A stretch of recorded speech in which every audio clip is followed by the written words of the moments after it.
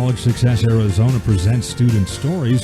The feature of the following story and interview is Lupita de los Santos. I was born in Yuma, Arizona, and I lived there my whole life up until I graduated from high school and I decided to move to Tucson for the university. And where did you graduate from high school? I graduated from Cibola High School. What was the best part of growing up in Yuma? The food. I would say Yuma is definitely a very local place. The majority of the population is Hispanic, so there was always that, just the home cooking there was just great. It was a great environment to be in and a great place to just grow up in. It was hot, but it was pretty good to have family there. And really, you're only, 20 minutes above Mexico, San Luis there in Yuma, right? So when you say the food is really good, it's maybe as about authentic as it can get. Pretty much, yeah. It was kind of one of those things where there were local places. One of the most common places, we call it Arizona Donuts, or you can go down 8th Street and get a lot of authentic food. You know that it's been made locally, so it's people who live in the community who really invest in it. There's a restaurant chain called Chili Pepper, and we all splurged on the burritos there, and it was a family that has just contributed to the community so much, and we just love that. And even going down to Mexico, I have family there, so just waking up on the weekends and being there and getting some tortillas or having some beans, and it's just not the same as like being here in the U.S. versus being there. How old are you now, and where are you attending college? I am 22 years old, and I just graduated from the University of Arizona. And your degree is in what? I got a Bachelor of Science in Speech, Language, and Hearing Science, along with a minor in Spanish. And what do you hope to do? What do you plan to do as a career? So ultimately, I'll be working towards my master's so I can be a speech language pathologist. And so right now it's kind of been getting some experience and being in the workforce. Are you planning on staying in Tucson or returning to Yuma? For now, I plan to stay in Tucson and really get to work with the community here. Ultimately, later on, I don't know if I'll be returning to the University of Arizona for my master's or if I'll be choosing another program further out in the country. But I ultimately do plan to go back to Yuma for a while and offer my services as a speech pathologist since it is such a high need there in the community. Do you have to have a master's to be a working speech pathologist, or can you do it with your BA?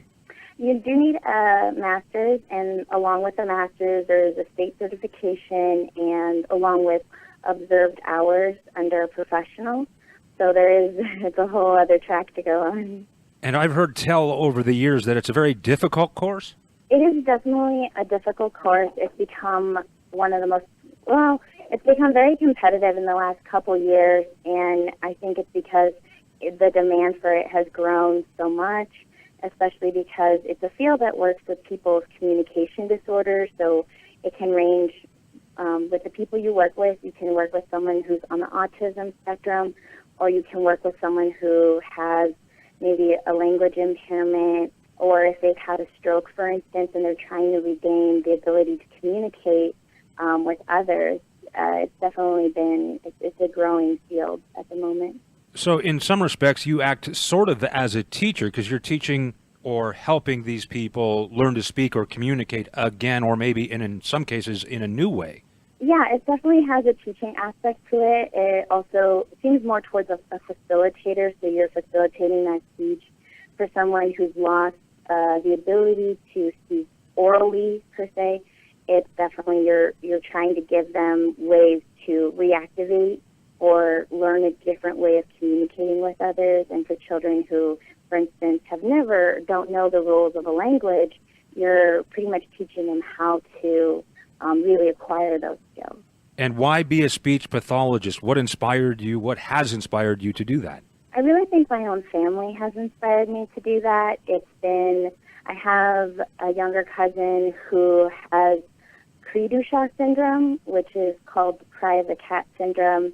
I have a younger sister who has a learning impairment, and then I have another cousin who has Angelman syndrome, all of which I've learned how to grow with them.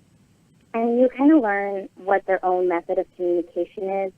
So it's I didn't think this was a field in general when I was growing up, and it wasn't until I started going to university and after my freshman year that I realized it was a career and a thing I could actually pursue and learn about and really give back even to my own family. Moving from Yuma to Tucson, and now you're through college, I imagine that's had a pretty big maturing effect on you. Can you talk about that? Yeah, it definitely has made me very independent as far as not having to rely on my parents so much. My mom's a single mom, and I also grew up with my aunts, which are her two younger sisters. So in and all, they definitely gave me a great example as to how to be an independent woman and how to really be strong and to move forward in life and not let those things bog you down. And so I've definitely grown over these last 4 years as far as being able to care for myself, being able to take on those adult-like roles, still paying bills on time, finding out a way to get transportation or just moving in general and finding all these different aspects and really trying to pave what I want in life overall. And College Success Arizona provides the scholarship up to $6,000 per year for educational expenses. Has that been helpful? It definitely has. It's like I said, my mom is an only parent, and my family is right from Mexico. I'm the first generation here, so a college degree, let alone just graduating from high school, is a big accomplishment. So having those funds allowed me to basically be able to manage my life here and pay for school and really not feel as burdened with the cost of tuition. And talk about working while attending school. You obviously you help support yourself by keeping jobs throughout the 4 years of college? Yeah, I've actually had a variety of jobs. All of them were either for a short period of time or a long period. My longest job, I worked as a lab assistant in one of the lab rooms in the Koffler building or the chemistry department. And I basically took care of the lab and helped set up some of the equipment. My boss was really great, and just getting to know him over the years made me just stay there and feel confident that that was a good job to have. And then I would have other jobs at one point, I had 3 jobs all at once. At another point, I had 2 jobs, and I was also in the marching band and in an internship. So it was definitely a busybody overall. But having a job definitely allowed me to be able to provide for my other needs, like groceries and just like other things I needed. So.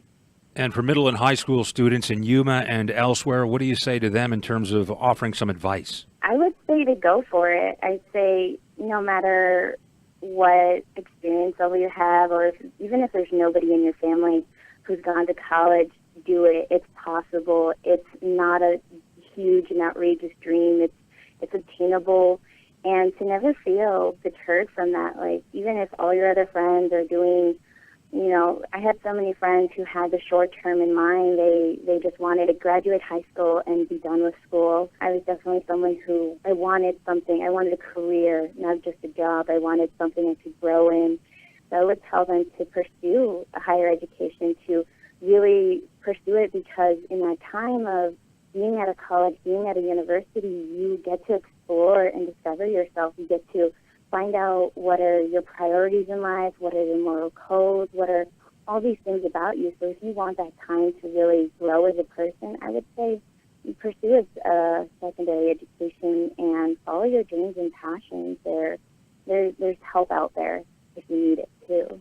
What have been the biggest challenges thus far in college and maybe in life in general that you've overcome? I think the biggest ones in college have been having to change my life around, as far as I come from a really large family. So my priorities with my family were how do I help take care of my younger siblings?